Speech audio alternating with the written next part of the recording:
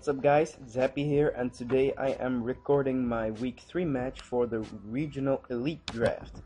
Now, sorry that this is a bit late, but replays went down, so I had to wait a while till I could finally upload this, till I could finally record this video, and I have been very busy with school lately, so I couldn't really record it.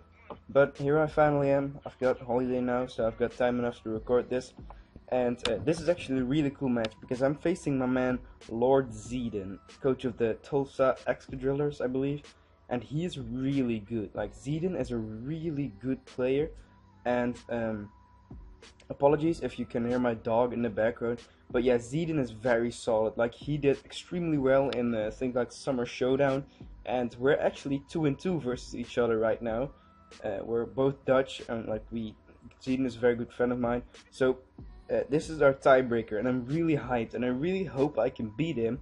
However, his team is really damn scary. It's probably on the screen, but I'll read it off anyways. He's got Tapu Koko, Cobalion, Decidueye, Empoleon, Garbodor, Audino, Mega Sceptile, Manaphy, Crocodile, Cresselia, and Ninetales Alola. So he's got Veil with Manaphy and Cresselia and Coco, like Coco plus Manaphy. It's kind of a meme because we all hated on it during the draft. But I believe he's 2-1 at this point in week 4. He might be 2-0. I'm not sure. I'm not sure what he is.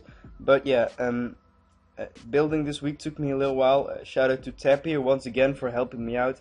But yeah, looking at this team, Manaphy is a really big threat because Tail Growth 3 attacks just really hurts my team, especially with Veil.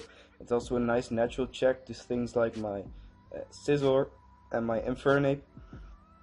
Tapu Koko is actually, I can kind of handle it because it needs Dazzling Gleam, it needs Thunderbolt, it needs, I'm thinking his best set versus me is probably T-Bolt, Dazzling Gleam, Nature's Madness, and either U-Turn or HP Ice. However, when building, I didn't realize that he didn't have Z-Koko, so I took Guardian of Alola into consideration, which was kind of dumb of me. But Koko is very annoying. Also, Crocodile is really annoying because I don't have a solid ground resist. My ground resist is Mega Scizor, and my dark resists, I only have 2 dark resists on my 3. Oh, I have 3. One is Whimsicott, which is really frail, and the other 2 are weak to ground. So Crocodile is a huge threat to my team, especially things like Scarfed and Bandit. I just basically lose to them. So prepping was pretty hard, but with the help of Tapri, I was able to do it. So the first set I have here is my Kyurem Black. I've got Dragon Claw, Earth Power, Toxic Boost, and I've got a lot of bulk on this. I've got 240 defense with an Impish Nature. The reason I am a lot of defense and very little HP is because the defense stat, the HP stat is really high already, so I don't need to use as many EVs if I put my EVs into defense. So what this defense allows me to do, I'm not fully sure on my EVs because it's been a while, but I think I remember most of them. I know this defense allows me to lift 2 Adamant Stone Edges from Crocodile, which also means I lift 2 Adamant Superpowers with the drop into consideration, and I lift 2 Adamant Bandit EQs, and I also lift 2 Adamant Scarfed EQs after rocks.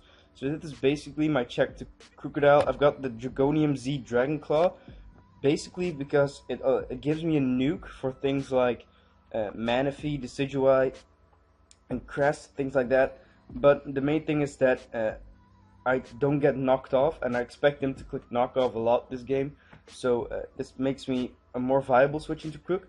I've got Toxic mainly because it allows me to beat things like Crest, Audino, Decidueye, things like those 1v1 with this set. I've got Dragon Claw because I needed something that could spam, and he actually kind of lacks Dragon Resist. He's got Coco, Cobalion, and Ninetales, and Earth Power actually hits 2 of those. So I've got Earth Power just so I can pressure Coco, just so it doesn't roost up for free, and I can also 2-kill Cobalion. I didn't run any special attack. I know this special defense was to make sure, I believe I live a modest Dragon Pulse from Sceptile after Rocks, and I also think I live an Expert Belt modest Dazzling Gleam from Coco after Rocks. The speed, I have no idea what the speed is for. It might be like Adamant Decidui maybe, or it might be like a speedy Empoleon, which, by the way, Earthpower also had Empoleon, but Empoleon is probably his best answer to this set. And with this little attack investment, I make sure I kill, basically if Manaphy speed creeps my Kyurem Black, runs max special attack and puts the rest in HP, I make sure I kill Manaphy with Dragon Claw into Devastating Drake, so it can't set up both a Tail Glow and a Z Rain Dance on me. So yeah, this is just mainly my switch into Crocodile. Really nice glue for this game. Next up, I've got my a really odd Nidoqueen set. I've got Earth Power, Taunt, T-Spikes, and Stealth Rocks. Basically, this is my check to Coco. I live 2 Specs HP Ices, modest, after Rocks with this Spadef, I believe. And I've got Iapapa buried. Now, the main reason I ran Iapapa was because I actually changed this right before the game. I made this divisible by 4, but I figured he'd bring Guardian of Alola, so I ran Iapapa. However, had I realized he's not Z Coco, I would have definitely ran Citrus instead. But yeah, I've got basically dual hazards on this because Earth Power is really the only offensive move I need versus Team. It hits Coco, it hits Cobalion. Versus Decidueye, I can outspeed it with this investment if it's uninvested, and I can taunt it to make sure it doesn't roost up. And between Earth Power and hopefully T-Spike's chip, I should be able to wear it down. I can Earth Power Empoleon, I can Earth Power Garbodor, I can taunt the Audino and it can't really do anything back to me. I can't really touch Sceptile with this set. I can taunt Manaphy and really just, with T-Spikes up, I should be able to pressure Manaphy. Earth Power does a lot to Crook, and I also can taunt Cress and keep it low for things like my Infernape in the late game. Now, like I said, my Spadef is to make sure I live 2 Specs HP Ices from Coco, I believe, and my Fizdef, I think it allows me to live a Scarfed Adamant EQ from Crook. I'm not sure about that one, but yeah, Nidoqueen is really nice defensive glue for this game, and it's also really good to pressure Empoleon. So next up, I have got my Skuntank. Now, I really needed Skuntank this game because I needed something that could pressure Cress, and Skuntank does that really well. Now, these EVs are really weird, and I don't fully recognize them, but I believe my speed is to just not get speed grabbed, and I also think it allows me to outspeed a non-invested Cress. My Spadef investment allows me to live 2 Dragon Pulses from either Timid or Modest Sceptile, I'm not sure, but I do take 2 of those. And my attack allows me to, I believe I 2-hit KO Cress after Rocks with the Crunch. I've got actually 4 Dark attacks with Black Glasses. I didn't run anything else because I figured I'd probably just be spamming Dark attacks. And basically Crunch is here to pressure the what's it called, the Cresselia. Sucker Punch is to catch the Sceptile off. Pursuit is to Pursuit Trap the Sceptile. And Mano is to get setup opportunities into my Wincon, which I'll show off later. But yeah, this is mainly here because Mega Sceptile is a huge threat to my team offensively. If it just runs HP Fire, Dragon Pulse, a Grass move, and EQ, it just hits my entire team. And what this allows me to do is, if I'm able to get up both of my hazards, which will force at least 25% on the Mega Sceptile, I can then click Black Glasses Pursuit, and that actually gets it in range of Rocks into another round of T-Spike. So it basically, I would kill the Mega Sceptile. This is my plan for Mega Sceptile. And this is also a really nice pivot into Cresselia. It can't do anything versus me, and even if it takes 2 crunches, I can fish for defense drops and potentially Memento on it. And yeah, I did kind of consider running things like Taunt, Haze, or like P-Jab, but I figured I really wanted this thing to beat Mega Sceptile, and this is probably the optimal set for that purpose. Now next up, I've got a really cool Electabuzz set.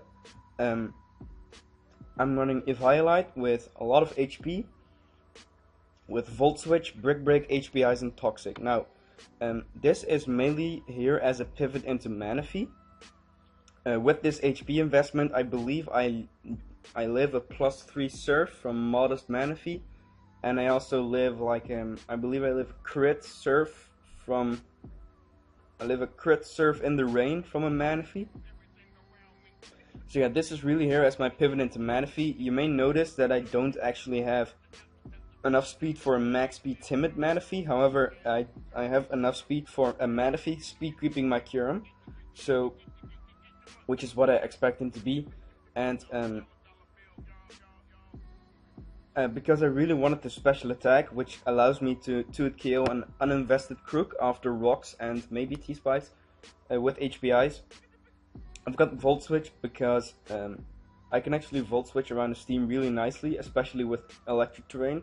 I've got Toxic, which allows me to beat things like, I can Toxic things like Cress, Crook, Ninetales, and Audino on the switch-in, and really pressure them. I can also Toxic Decidueye and kind of beat that.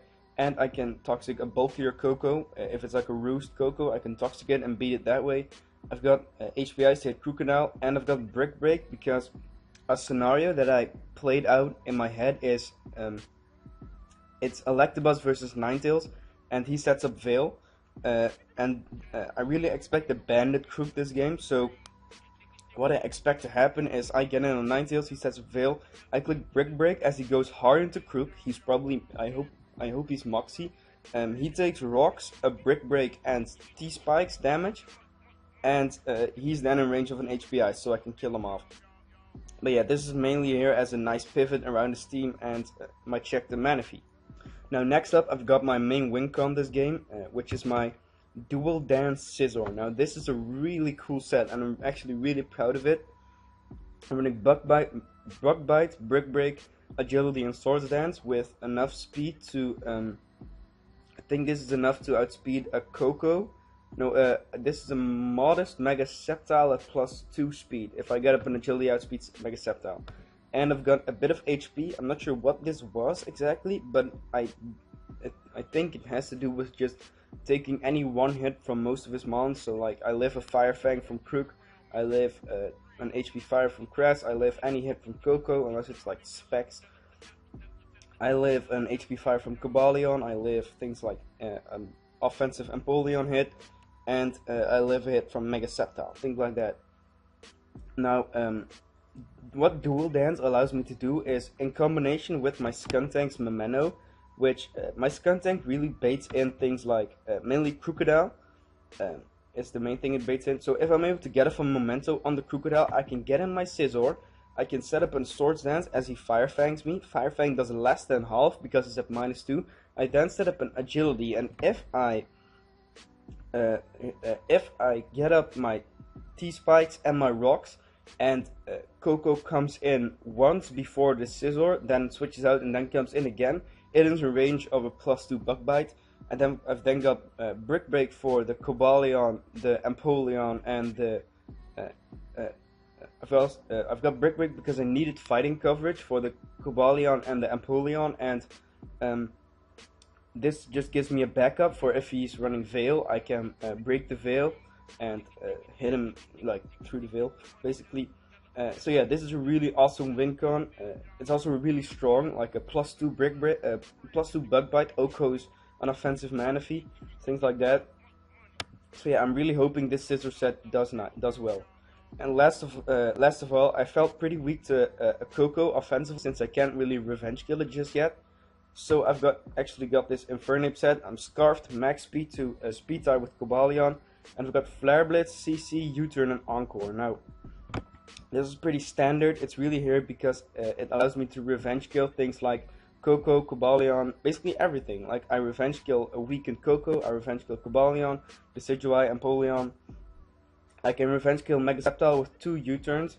I can revenge kill Crook with a CC, because Scarfed Crook is really annoying. And I can revenge kill Ninetales. This is also a pretty decent pivot into Ninetales, since an offensive Ninetales is actually really scary for this team, since my Skuntank can't really touch it, and my Scizor also can't really touch it.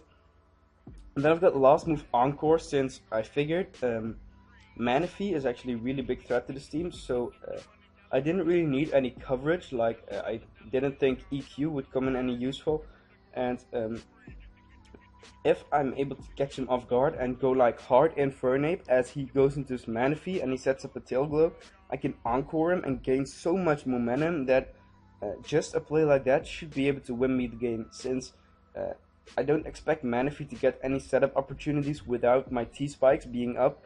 So if I'm able to Encore Manaphy, I can actually, I should be able to just have it weakened enough to where the next time it comes in, it should be in range of a CC. But yeah, that's my team. I'm really hoping to pull out a win this game, since going, well, since my week 4 game is already up, you know, I have 3 wins as of now, but I really hope I can pull out a win, since being 4-0 would really put me above the rest of the group and give him a big head start going into things like playoffs, hopefully. But yeah, I'll see you guys in the battle. Alright, so looking at the LordZeden decided to bring, he brought his Manaphy, Mega Sceptile, Tapu Koko, Cresselia, Empoleon, and his Crocodile. Now, I'm actually quite a big fan of like the team he brought, because he did not bring the Ninetales, which was basically the biggest threat to my team. So that's really good. No Ninetales, no Veil to worry about. Also no Cobalion, which is really nice. I had no Garbodor, which basically means my Scizor is actually really nice win con. Also, Kyurem doesn't actually do that much in this game, other than just check Crocodile, so I can play it pretty recklessly. Now, looking at my lead matchup, I figure that leading with my Infernape is actually pretty cool, because looking at my team, Empoleon will be a quite obvious lead for him. So Infernape, not only does it catch that, I can U-turn out turn 1 on that to scout if he's Chople or not, because if he stays in, he's most likely Chople. And versus everything else, versus Sceptile I can U-turn out, versus Crook I can U-turn out. Basically, U-turn just hits his team really nicely. And yeah, and also versus most things, I can U-turn into Electabuzz, which looks really good this matchup. So I do decide to lead off with my Infernape, as he leads off with his Koko, which is basically worst case scenario. Now turn 1, I was considering clicking U-turn, because I felt like my hard Nidoqueen was pretty obvious, so I figured he would probably click something like Guardian of Alola off his own U-turn. However, I didn't want to risk something like a Scarfed T-Bolt, Scarfed Wild Charge, something like that.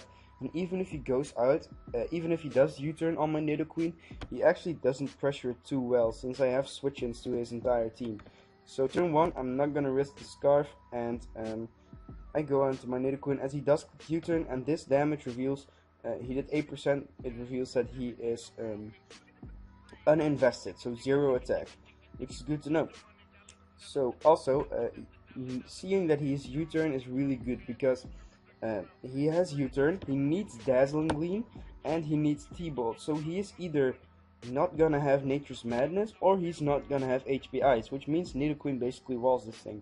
So right here, he goes out to his Crocodile and he reveals Intimidate, which makes me think he might not be Banded, and it also makes me think he might not be Scarfed, I meant, and so it makes me think he's probably either Banded or like more of a Taunt Rock set. However, I have a very free pivot out into my Kyurem Black this turn, as I believe that's what I do. Yeah, I do go into my Kyurem Black, as he makes a double into Cress.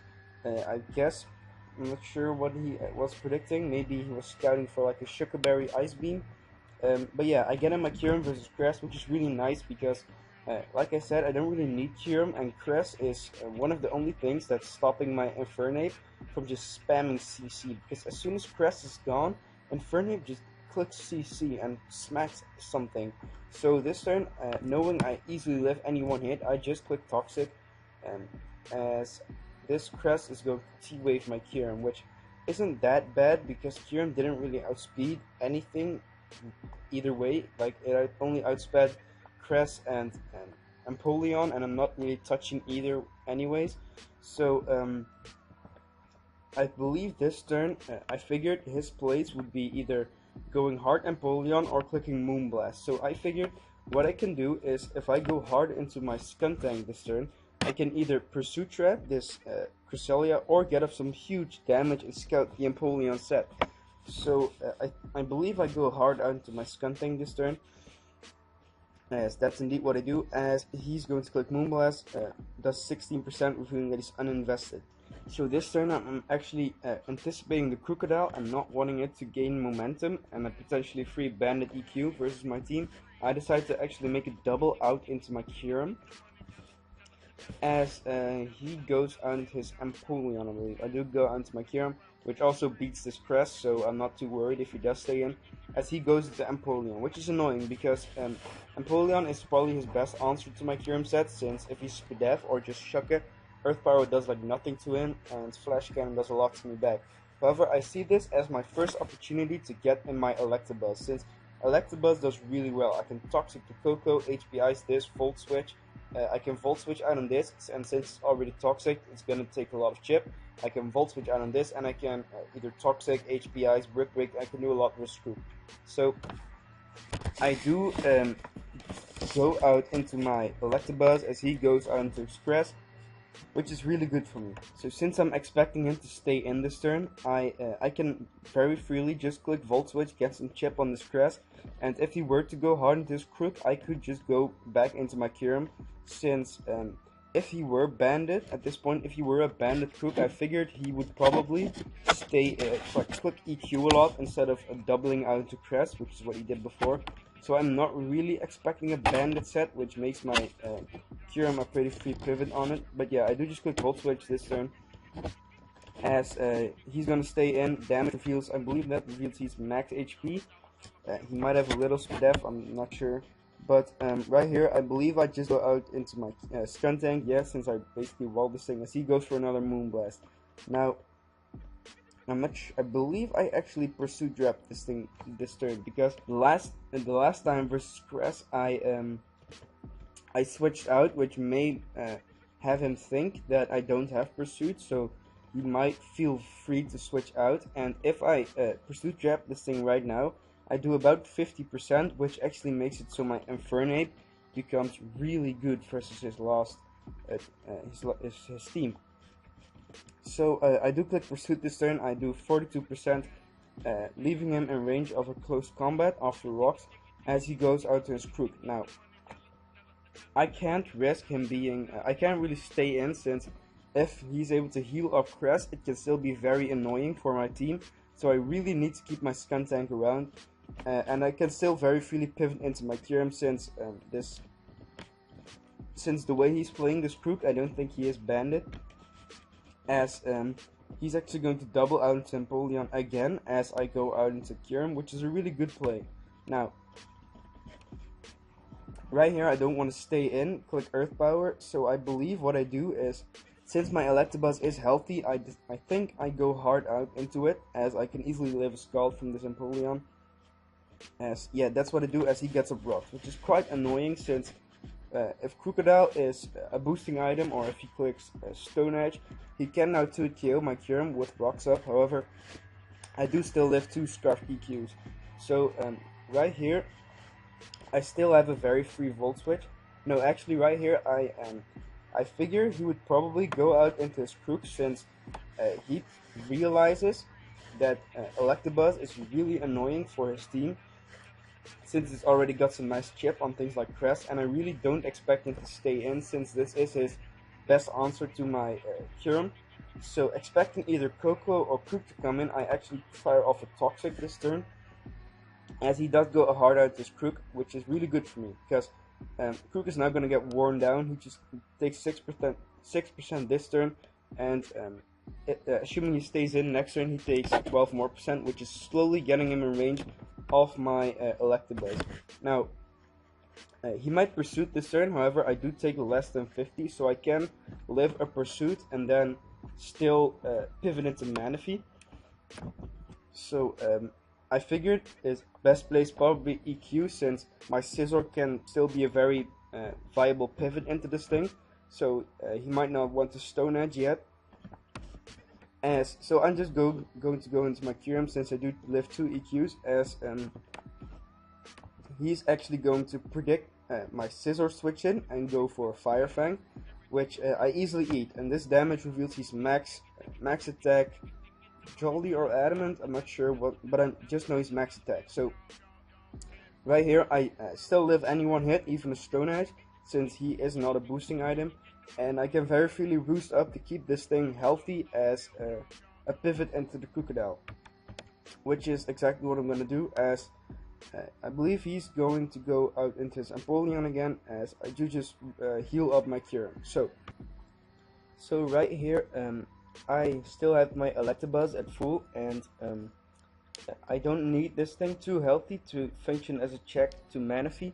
So this turn I actually decide to just pivot in my Electabuzz on this Empoleon, as he clicks Flash Cannon, and that does 12, which reveals he's uninvested, so he's probably like a Spadef set to check my Kyurem. So this turn I figured he wouldn't go Crook, since an HPI is actually 2-hit KOs it, and even if he does go Crook, my Kyurem still switches in, and he'll be taking a lot of chip from the toxic damage. So I just click Volt Switch this turn, as he decides to go into his Coco, which is really good because I gain momentum right here. And the big thing, that Volt Switch damage revealed max HP, which is really interesting. So right now I'm really unsure what this Coco set is. However, I do know one thing: I can go into my Nidoqueen and I can get up my hazards. Now I'm not sure what I think I get up my rocks first. Yeah, I got up my rocks first, as he actually clicks Light Screen, which is really odd, because Screens, he has Aurora Veil on his team, he has an Alolan Ninetales, and he decides to bring Screens Coco. Now I'm not sure what his reasoning was, but it's definitely really cool, since Coco can force in my Nidoqueen really easily, and if he sets up a Light Screen and then U-turns out into his Manaphy, it becomes very threatening to my team. Whereas with Ninetales, if it sets up a Veil and I go into my switch in, which will be my Scizor, Manaphy can't really set up, since U-turn is so obvious. However, what Light Screen means is that he's now revealed Light Screen and U-turn, which basically means that my Nidoqueen walls this thing guaranteed, because he's got U-turn, Light Screen, he needs an electric move, so his last move is either Nature's Madness or HP Ice or like Dazzling Gleam, which means either my Kyurem or my Nidoqueen guaranteed walls this thing. So knowing I most likely wall this thing, I decide to just set up a T-Spike this turn, since I really want to wear down the Manaphy and the Sceptile, because I've got the plan with Pursuit Skuntank into hazards to kill the Sceptile. So to put that into action, I'm just going to get click my T-Spikes, as he decides to he crits me with the U-turn, which is fine. He goes into Crook as I get up my T-Spikes. Now as you're gonna see this turn, I now have my hazards up. It's really big, and Scizor is actually looking in a really good position to just sweep, since I know since the Coco is switched into rocks and it's chipped, it dies to +2 Bug Bite, and basically everything else dies to Scizor. All I gotta do is get a safe setup opportunity. So right here, I don't want to sack off my Nidoqueen, since Coco can still be annoying if I die. So I believe I just go out into my Kyurem this turn. Yes, that is what I do. As he clicks EQ, and as you're gonna see, he does 32%. So my defense EV is really coming in clutch right here. I can easily live another EQ, and he's gonna be taking poison damage, which is really good for my Electabuzz mainly, as he's gonna try to fish for crits or a poison or a para, but I'm not gonna get para, and I'm just going to roost up this turn, keeping my Kyurem healthy. As this next turn, I'm going to do the same thing, trying to stay at full as he goes into Empoleon. Now, this Empoleon is probably the biggest threat to my team at this point, together with the Sceptile, since if it's a Choppleberry variant, it can easily revenge kill my Infernape, and it can also catch me off with an Aqua Jet potentially if I'm chipped. It can HP Fire or Scald Burn my Scizor. It basically walls my Kyurem set, and my Nidoqueen doesn't want to switch in. So this turn I just go on to my Electabuzz, since again I don't need it too healthy, as he's going to click Scald, he's going to click Flash Cannon and do very little damage as he gets a Spadef drop. Now this is a pretty important turn, because my Electabuzz can only touch this Empoleon with Volt Switch and Brick Break. However, if I click Volt Switch right here, I am forced to switch something into the Empoleon, and I really don't have any switch-ins, since Skuntank doesn't want to switch into a Scald. I need it alive for Sceptile and Crest, and I also don't want to get burned. Infernape can't switch in. I need my Scizor healthy, and my Nidoqueen and my Kyurem can't switch in either. And he's got up the light screen at this point. So what I can do, instead of clicking Volt Switch and getting up some damage, I actually decide to click Brick Break to destroy the light screen, as he's going to reveal Rocky Helmet with, and I do 21%, which means that his damage shows me that he's fully Fizz Def. However, this is good because this means he does not have a Chople Berry, and that's big because my Infernape just spams CC, and since Coco is weakened, I have my Rocks up and Crest is weakened. CC just picks up kills, like unless he's like fully Fizz Def Manaphy, Infernape just kills everything at this point. So he's just gonna click Scald, and he leaves me on 2 HP and doesn't burn me. Now, again, I'm in the same scenario where I can click Volt Switch and get off a lot of damage on this Empoleon, since he's Fizz Def, and Volt Switch is stab. However, I can't switch anything into the Empoleon, and since my Electabuzz is into Rocks range because of the Flash Cannon Spadef drop, the only function this Electabuzz has is as a sack fodder, and I don't really need sack fodder this game, since my Nidoqueen basically did everything it had to do, which was check Coco and get up my hazards. And since the Coco is such a weird set, I don't need my Nidoqueen to check it anymore. So right here, instead of Volt Switching out, I just click Brick Break again. I get off some more chip, and I die to Rocky Helmet as he just clicks Scald again, I believe. Yeah, so this turn I get an Infernape and I pick up a kill. Everything just dies to close combat, as he decides to sack off his Cresselia, I believe. Yeah, he does. So that's the first kill for Infernape. Really nice. So we're 5-5 right now. This was about 45 minutes into the game, and yeah, it's a long game. Like, this game took about, I think, almost 2 hours live. It took a while. So he sacks off Crest. We're even now, 5-5, and he switches in his Coco. Now, since he's light screen and he revealed light play with U-turn, I actually get a very free pivot into my Nidoqueen once again, since I don't need Nidoqueen for anything else. And as you're gonna see from this turn, I do go into my Nidoqueen, as I believe he sets up a Reflect. Yeah, so I know he has Reflect, light screen, and U-turn. So he needs T-Bolt. Like, without T-Bolt, everything just walls him. So I know his full set now, and I figure he'll probably just sack off Coco, since it doesn't do anything for my Kyurem or my Nidoqueen. So I decide to just click Earth Power, since it also basically picks up the kill at this point, as Earth Power into Toxic Damage is going to kill the Coco. So that's a kill for my Nidoqueen. However, Coco is dead, which is good. However, he gets to bring in his Manaphy, and this is really, really, really big, because Manaphy at this point, behind screens, just destroys me, and I have a couple of plays this turn. I can stay in with my Nidoqueen to click Taunt. Now that making that play has a few advantages. I'll talk through this a bit. If I click Taunt as he sets up a Tail Glow, he can then set up a Z Rain Dance to turn after, and he just sweeps me. Like, I just lose to Manaphy at this point, because the poison is then healed. If I click Taunt and he sets up a Z Rain Dance, now I can beat this thing with my Kyurem. However, so basically, I don't want to risk this thing setting up a Tail Glow and then Z Rain Dance and then losing. So Taunt isn't a play. I can't go hard into my Kyurem, since if he sets up a Tail Glow, he just kills me off with a Z move or with a Dazzling Gleam. I can't go Scizor, so basically, I have two different plays.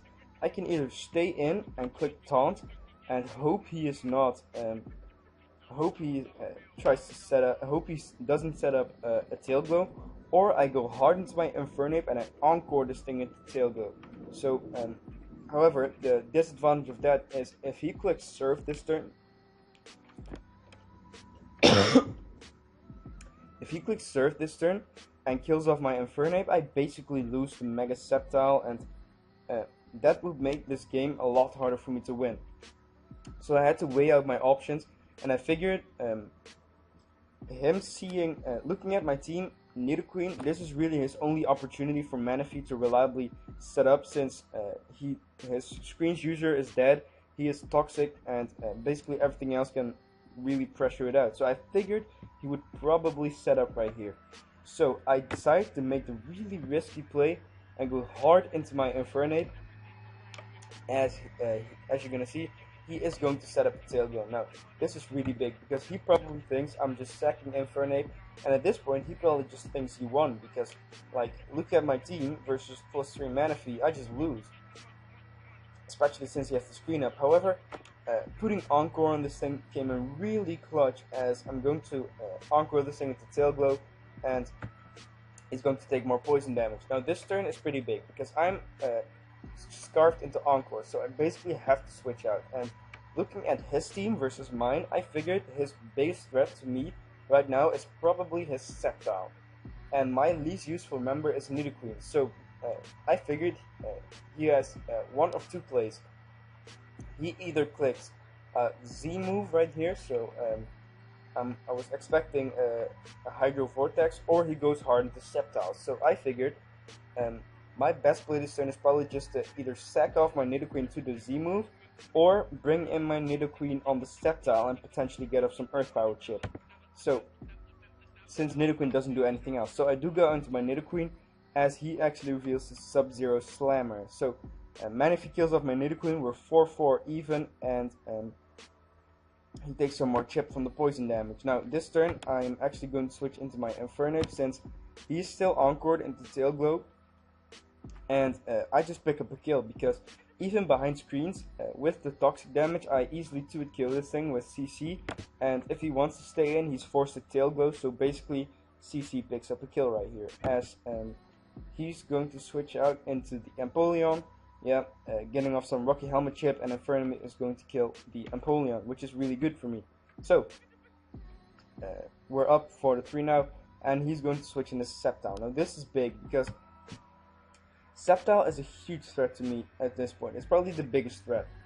So, because my Scizor is so offensive, I die to HP Fire after rocks. My Kyurem is paralyzed and can't switch in. However, I need to keep my Infernape around, because Infernape actually just wins if I weaken this thing. Because CC kills the Manaphy as soon as screens are gone, CC kills Crook, and CC kills this thing from about 60%. So I figured my least useful member at this point is probably my Skuntank. So I figured I'd probably just switch in my Skuntank. Dragon Pulse would not kill me, since because of my Spadaf investment, and I could switch in, take a Dragon Pulse, click Sucker Punch, weaken this thing, and just clean up with Nape. So that's the play I'm going to make. As actually, no, I'm actually going to sack off my Kyurem Black, since I am.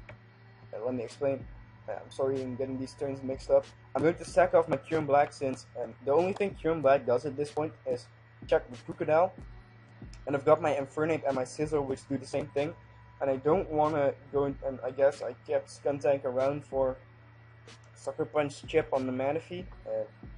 Yeah, I don't know, I just sacked off my Kyurem, as he's going to reveal Work Up. Now, this is really big, because in the chat, people actually said this was a game.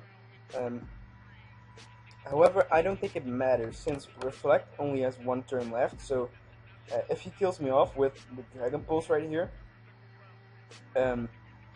Reflect is gone, he'll have taken 1 more round of poison, and that would put him in range of my Infernape. However, so yeah, my play is definitely to sack my Kyurem, but definitely props to Zeden for making that play. Like, really good play right there. I'm going to sack off my Skuntank, which is basically the thing I referred to before, since Skuntank is less useful than my Kyurem, since Kyurem can still check Crocodile, and Skuntank basically does nothing. So I do die to a Dragon Pulse, Sceptile kills off my Skuntank, and now I get in my Infernape. Once again, screens are gone, and I just click CC and pick up a kill. As Sceptile stays in, he dies. If he were like a max HP with a bit of with a bit of defense. He could have lived that. However, I looked at my team and I figured he would need to speed creep at least my Infernape, which means he can't afford to have more than max HP. Like I think he had at least like at max 200 HP, and there's a good chance he'll just have speed crab my Swallow, which means he guaranteed dies. So I do kill him off with the EQ, and this is a pretty questionable turn. People in the chat question this, and he goes with the Crocodile, gets off an attack drop, and now this turn, you would say I could just click CC, and basically if I CC this thing, it dies. However, he got off an Intimidate drop on me. Now, if I click CC and I kill the Crocodile right here, and he goes into Manaphy, it comes in at 38%, and if it is, if Manaphy is running about max HP, it can live my CC, and if the Manaphy runs, if he then clicks if he then clicks rest, and he can potentially beat my Infernape, I kind of just lose to Manaphy since my Curum is at half, so a Dazzling Gleam crit could potentially kill me. So just not wanting to risk it, and seeing as I am undefeated as of now, I don't really need the extra differential point. I'm just going to sack off my Sizzle this turn, as he clicks EQ, does about 60%, I Mega Evolve, and I just die, and the following 2 turns I'm able to go back into my Infernape and pick up the game. Now, GG to Zeden, definitely a great game. It took I think about 2 hours in real life. I don't fully remember, but definitely a very fun game. The Encore play on the Manaphy definitely got me into the game and got me back into a winning position. Next week, week 5, we face David, coach of the, I believe he is the C-State 21, and we're undefeated as of now, and he is 0-4 as of now, so hopefully we can keep the streak up. But yeah, GG, and I'll hopefully see you guys in the next video. Bye bye.